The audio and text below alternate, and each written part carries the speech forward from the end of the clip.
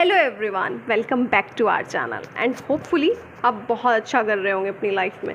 तो अब हम जो क्वेश्चंस करेंगे आज बेसिकली वो रीज़न बेस्ड क्वेश्चन है जो आपके एग्ज़ाम में आते हैं। ठीक है, तो रीज़न बेस्ड क्वेश्चंस मैंने आपको पहले भी बताया था कि इस चैप्टर की जो थीम है बच्चों, वो क्या है। इस चैप्टर की थीम है आपका अरेंजमेंट ऑफ पार्टिकल्स, और दूसरी बात उन पार्टिकल्स की प्रॉपर्टी कि सॉलिड में क्या अरेंजमेंट है एंड लिक्विड में क्या अरेंजमेंट है और गैसेस में क्या अरेंजमेंट है पार्टिकल्स का। ठीक है जी। सो दीज क्वेश्चंस, ये जितने भी क्वेश्चंस हम डिस्कस करेंगे आज की क्लास में, वो सब बेस्ड होंगे उन पार्टिकल्स का अरेंजमेंट कैसा है सॉलिड के अंदर और लिक्विड के अंदर और गैस के अंदर। सो बच्चों, एक क्वेश्चन आपका और आता है एग्जाम में कि डिफरेंशिएशन करना होता है सॉलिड और लिक्विड को और गैस को, तीनों को, और इनकी डिफरेंशिएशन करना होता है। यहाँ पे आप कुछ प्रॉपर्टीज़ लिखते हैं। ठीक है जी, प्रॉपर्टीज़ जैसे कि इस सॉलिड की शेप क्या होती है। सॉलिड की शेप लिख देंगे आप, फिक्स है। लिक्विड की लिख देंगे क्या है। ठीक है, क्या होती है लिक्विड की शेप। तो लिक्विड जो होता है उसकी कोई फिक्स शेप नहीं होती। गैस की फिक्स शेप नहीं होती। फिर आता है आपका, मतलब अगर आपको एग्जाम में आ जाए तो डिफरेंशिएट करिए सॉलिड को, लिक्विड को और गैस को। तो डिफरेंशिएट कैसे करते हैं, कोई भी आप प्रॉपर्टी को पिक करेंगे, जैसे हमने शेप को लिया, वॉल्यूम भी ले सकते हैं आप। ठीक है, और डेंसिटी भी ले सकते हैं आप, और क्या ले सकते हैं आप, कॉम्प्रेसिबिलिटी क्या होती है। तो अभी मैं आपको एक टर्म बताऊंगी डेंसिटी के बारे में। तो ये आपको कंपैरिजन करना होगा। तो अब तीन चीज़ों का कंपैरिजन, ठीक है, तीन स्टेट्स का कंपैरिजन करते हैं उनकी प्रॉपर्टी के साथ। पहले आप इस साइड पे प्रॉपर्टीज़ लिखना स्टार्ट करेंगे, फिर आप सॉलिड की प्रॉपर्टी, लिक्विड की प्रॉपर्टी और गैस की प्रॉपर्टी को लिखते चले जाएंगे। जैसे मैंने आपको बताया था कि आपके पास क्वेश्चन आ सकता है इस तरीके से कि डिफ्रेंशिएट करिए आप। ओके, और एक चीज़ मैं आपको ये बताती हूँ, ये जो डिफरेंशिएट आपको करना है इसमें आप क्या कर सकते हैं, क्वेश्चन देखना है आपको कि वेरी शॉर्ट है या फिर लॉन्ग है, किस तरीके से। वेरी शॉर्ट में तो खैर नहीं आएगा, क्योंकि वेरी शॉर्ट में क्या पूछेगा, खाली या तो फिर एक ही प्रॉपर्टी पूछ लेगा आपसे एग्जामिनर के शेप को बताइए, वॉल्यूम को बताइए, डेंसिटी को बताइए, कंप्रेसिबिलिटी को बताइए। फिर अगर लॉन्ग आता है, शॉर्ट आता है, उसके अकॉर्डिंगली आप अपने पॉइंट्स को लिख करके डिफरेंशिएट ईजिली कर सकते हैं। हमने प्रीवियस क्लास में बहुत अच्छे से डिस्कस किया है कि कैसे आपको उसमें लिखने हैं पॉइंट्स। ठीक है, बहुत अच्छे से मैंने आपको एक्सप्लेन किया है। अगर फिर भी कोई डाउट हो तो आप कॉमेंट कर सकते हैं। अब हम आते हैं डेंसिटी के ऊपर। कल हमने पढ़ा था कि गैस की डेंसिटी कैसी होती है, वेरी लो। डेंसिटी मतलब, अगर मैं आपको सिंपल लैंग्वेज में बताऊं, वैसे तो इसका फॉर्मूला होता है वॉल्यूम अपॉन मास, और अगर आपको इसे वैसे याद रखना है, ठीक है, इसमें कोई फार्मूला नहीं आपको बीच में लाना, बस आपको ये याद रखना है कि व्हाट इज़ डेंसिटी। तो डेंसिटी बेसिकली क्या होता है कि कोई चीज़ कितनी वेटेड है, मतलब उसका वेट कितना है, वो कितना ज़्यादा, कोई चीज़ लाइट है या फिर कोई चीज़ क्या है, बेसिकली कितना उसमें मास है, यानी कि कितनी क्वांटिटी से मिलकर के बनी है। जैसे सॉलिड होते हैं, उनकी डेंसिटी हाई होती है क्योंकि वो लाइट वेटेड तो नहीं होते ना, वो भारी होते हैं। गैस जो होती है लाइट वेटेड होती है। ठीक है, तो डेंसिटी भी क्लियर होगी। कंप्रेसिबिलिटी भी मैंने आपको इजी लैंग्वेज में समझाने की कोशिश करी थी कि पार्टिकल्स के बीच का जो डिफरेंस होता है उसको पास में लाना, अगर उनके बीच में गैस फिल हो तो। ठीक है, इज इट क्लियर। चलिए अब क्वेश्चन पे आते हैं, डायरेक्टली क्वेश्चन पे आते हैं। Why sponge can be compressed. Sponge को आप कॉम्प्रेस्ड क्यों कर पाते हैं इजीली। अब देखो, कॉन्ट्राडिक्शन वाला क्वेश्चन है ये, क्योंकि कॉम्प्रेस तो हम गैस को कर पाते हैं, और स्पॉन्ज की शेप फिक्स होती है, वॉल्यूम भी फिक्स होता है, और शेप और वॉल्यूम अगर किसी चीज़ का फिक्स है तो वो सॉलिड होता है। तो ये कॉन्ट्राडिक्शन वाला क्वेश्चन हुआ ना कि कंप्रेस हम गैस को ही कर सकते हैं। तो sponge can be compressed easily. Why do we call sponge a solid, हम इसको सॉलिड क्यों बोलते हैं। अब देखिए, कंप्रेसिबिलिटी आती है पार्टिकल्स के बीच में अगर एयर फिल हो तो जो स्पॉन्ज होता है ना बच्चों, भले ही उसकी जो शेप है और जो वॉल्यूम है वो फिक्स है, बट उनके जो पार्टिकल्स होते हैं, उन पार्टिकल्स के बीच में एयर फिल रहता है।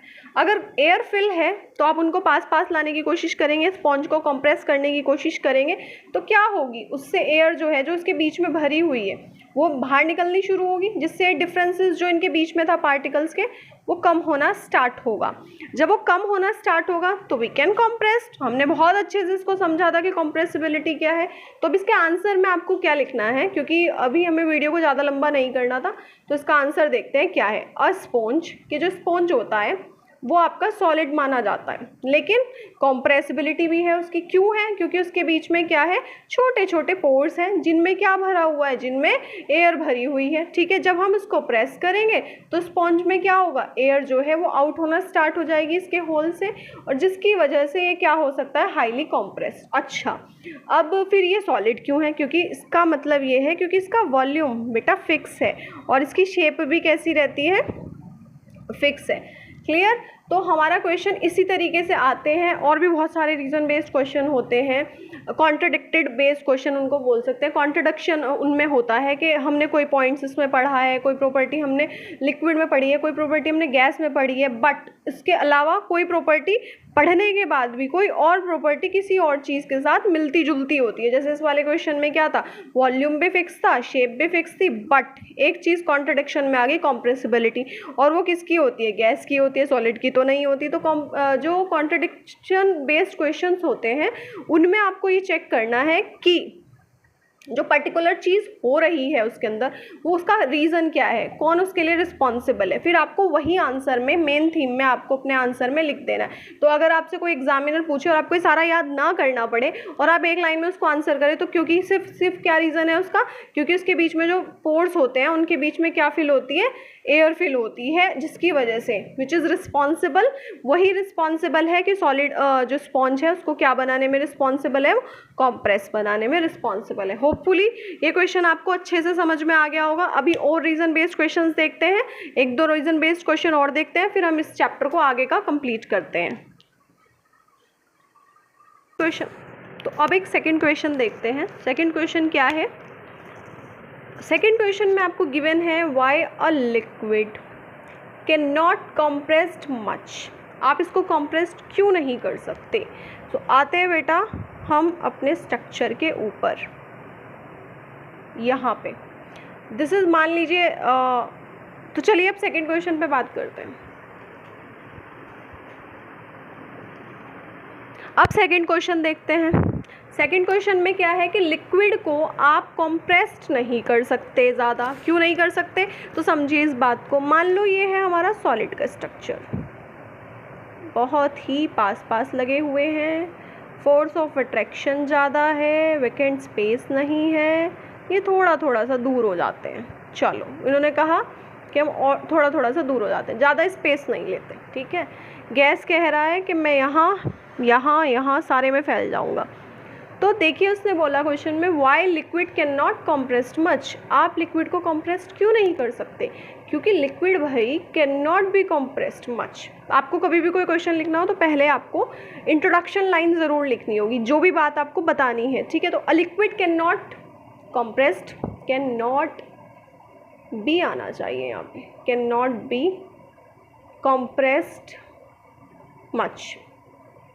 अब क्यों कॉम्प्रेस नहीं कर सकते, रीज़न बताइए। क्योंकि इसके जो पार्टिकल्स हैं वो स्टिल क्वाइट क्लोज, कि इतना भी दूर नहीं है जितना आप सोच रहे हैं कि गैस के हैं, उतने भी दूर नहीं है। ठीक है, उतना ज़्यादा दूर तो सिर्फ गैस के ही पार्टिकल्स हैं, उससे मतलब इतने ज़्यादा दूर नहीं है जितना हम सोच रहे हैं। बस कंपैरिजन में इससे थोड़ा सा, सॉलिड से थोड़ा सा स्पेस ज़्यादा है, थोड़ा सा। ठीक है, and have very small space. वही आगे ना, आगे की लाइन में कि वेरी स्मॉल स्पेस होता है किनके बीच में, पार्टिकल्स के बीच में। तो हम इसको कंप्रेस्ड नहीं कर सकते। तो बस आपको ये चीज़ याद रखनी है इस पॉइंट को कि कंप्रेसिबिलिटी के लिए रीज़न क्या होना चाहिए। ठीक है, again and again I am telling you कि पार्टिकल्स के बीच में स्पेस ज़्यादा होगा तभी कंप्रेस्ड होंगे। तो इसीलिए मैं आपको बार बार बोल रही हूँ कि आप पार्टिकल्स के अरेंजमेंट को अच्छे से पढ़िए, उसको समझिए, क्योंकि पूरा चैप्टर बेस्ड उसी पर है, पार्टिकल के अरेंजमेंट में ही पूरा चैप्टर बेस्ड है। तो आप अच्छे से पार्टिकल का अरेंजमेंट समझिए, पार्टिकल्स की प्रॉपर्टी को समझिए,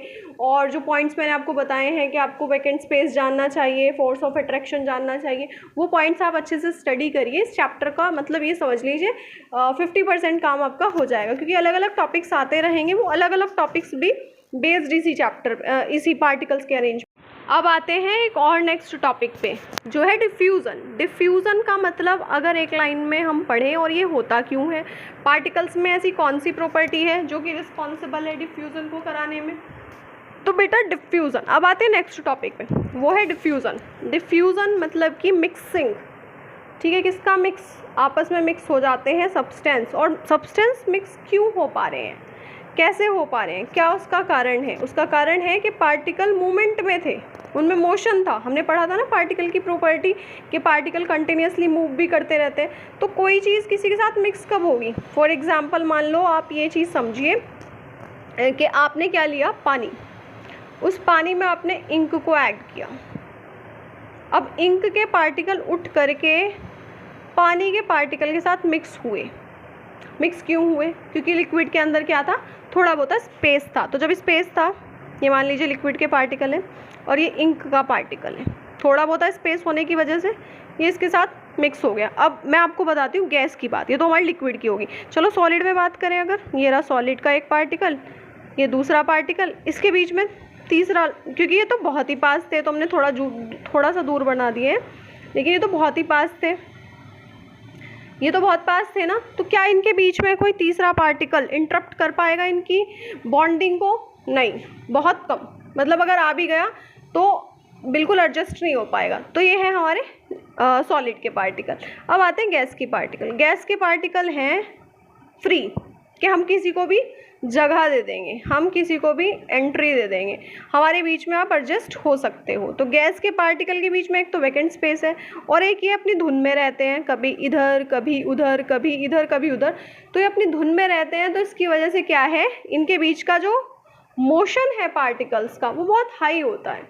तो जब किसी चीज़ का मोशन पार्टिकल का हाई है तो क्या होगा, उसके बीच में कोई भी थर्ड चीज़ या सेकेंड चीज़ एंटर कर सकती है, यानी कि पार्टिकल के साथ मिक्स हो सकते हैं दूसरे पार्टिकल के साथ। तो डिफ्यूज़न क्या है, अभी बताया मैंने आपको कि इंक भी पानी के अंदर मिक्स हो गई। क्यों हुई, उसका कारण क्या था? क्योंकि पार्टिकल अगर स्थिर होते, मतलब फिक्स्ड होते, कहीं से कहीं तक उनके बीच में मूवमेंट पॉसिबल ना होता, तो इंक पानी में कभी ना मिलती। अगर पार्टिकल मोशन में है, इसीलिए वो एक जगह से दूसरी जगह जा पा रहे हैं। मैंने आपको स्टार्टिंग में ही चैप्टर की बताया था कि आपको 5 जितनी भी प्रॉपर्टी पार्टिकल की बताई थी वो आपको अच्छे से पढ़ लेनी है। पहली थी वैकेंट स्पेस, बार बार मैंने इसको ओवर एम्फसाइज किया है, फोर्स ऑफ अट्रैक्शन। थर्ड था कंटिन्यूसली मोशन, और भी थी आपकी प्रॉपर्टी, उन प्रॉपर्टी पे बेस्ड ही हमारा अलग अलग टॉपिक बनता है, जैसे डिफ्यूज़न, जैसे इससे आगे आप पढ़ेंगे इवापोरेशन। तो वो सब पढ़ना है आपको, ठीक है। स्टार्टिंग जो भी चैप्टर में समझाया गया उसको वीडियो को अच्छे से आप देखिए, उसमें सब चीज़ें क्लियर की हुई हैं। डिफ्यूज़न अगर हम समझे तो क्यों हुआ है, मोशन था। किसका मोशन था बेटा? पार्टिकल्स का मोशन था, ठीक है। पार्टिकल के मोशन की वजह से क्या होते हैं, स्प्रेडिंग आउट हो जाते हैं और मिक्स हो जाते हैं सब्सटेंस दूसरे के साथ, क्योंकि उसका कारण ये है क्योंकि मोशन भी होता है पार्टिकल के बीच में।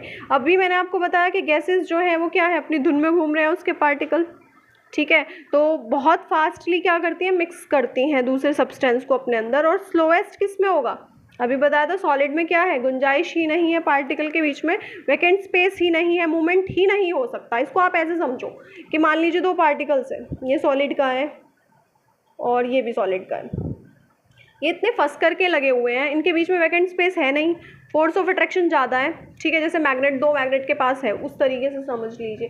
तो इनके बीच में जो मोशन है, जो मूवमेंट है, वो थोड़ा सा स्लो होगा पार्टिकल का, वो एडजस्ट नहीं हो पाएंगे, मतलब वो पार्टिकल्स अपने मूवमेंट को ईजिली नहीं कर पाएंगे, तो मूवमेंट नहीं होगा। तो इस वजह से सॉलिड के अंदर जो डिफ्यूज़न का प्रोसेस है वो बहुत कम होगा, स्लोएस्ट होगा। अब आप ऐसे समझिए, अगर आप शुगर को सॉल्ट के साथ मिक्स करें तो क्या इसके साथ एडजस्ट हो जाएगा?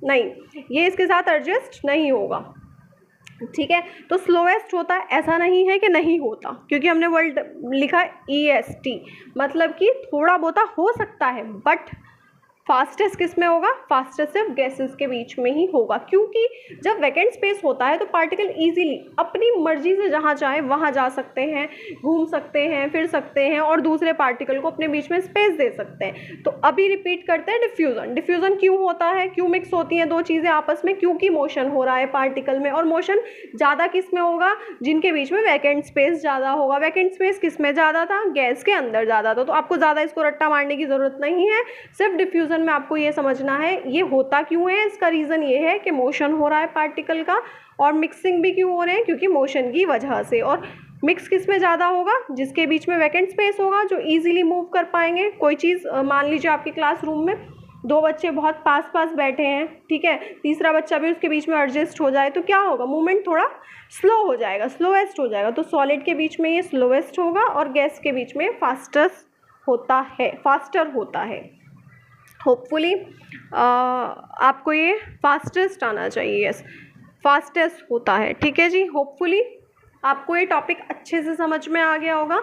सो diffusion is nothing but, what is diffusion, motion of particles किसकी वजह से हो पा रहा है, जिनके बीच में वैकेंट स्पेस ज़्यादा है।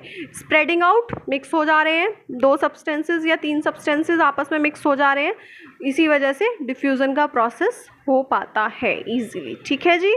और ये बेस्ड किस पे है, पार्टिकल्स के अरेंजमेंट में।